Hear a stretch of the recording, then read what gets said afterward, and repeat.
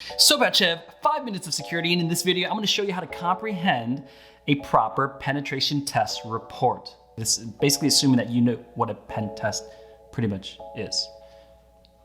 Roll title.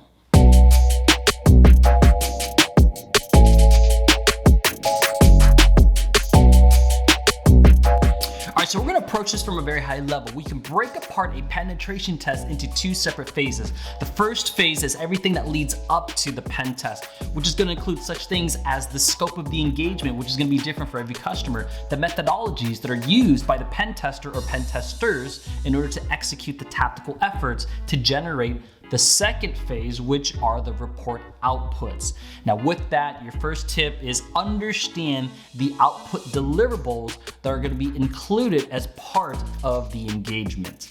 Now the reason why it's important for you to understand these reports is because they will eventually lead you into understanding where to position them. You may have an executive summary that is high level in nature to capture the results and recommendation.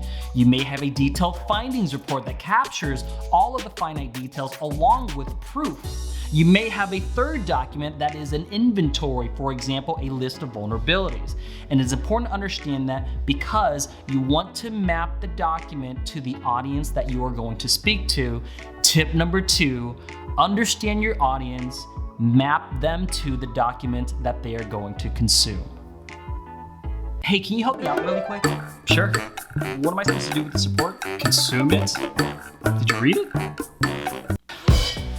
Now, the ultimate goal of these reports is to get to a place of understanding what you need to do about the recommendations. And for that, tip number 3, understand the security principles behind the recommendations. Now, an example of this could be the pen tester was able to gain root access or execute on admin rights. And so the recommendation would then be consider limiting privileged access down to the responsibilities or the roles of the user. Now you take that recommendation and decouple it into a security principle, and what you're talking about is privileged access management. That then creates an opportunity to then identify tactical controls that you can then position products or solution sets around. You basically want to replicate that across all the recommendations, and that's how you're able to take recommendations and map them to something that you can then position. Was this thing moving the whole time?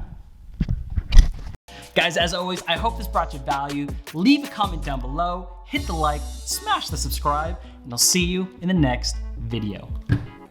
Hey, thanks for the recommendation. It actually helped. So you read the report? I did. I actually gained some good insight.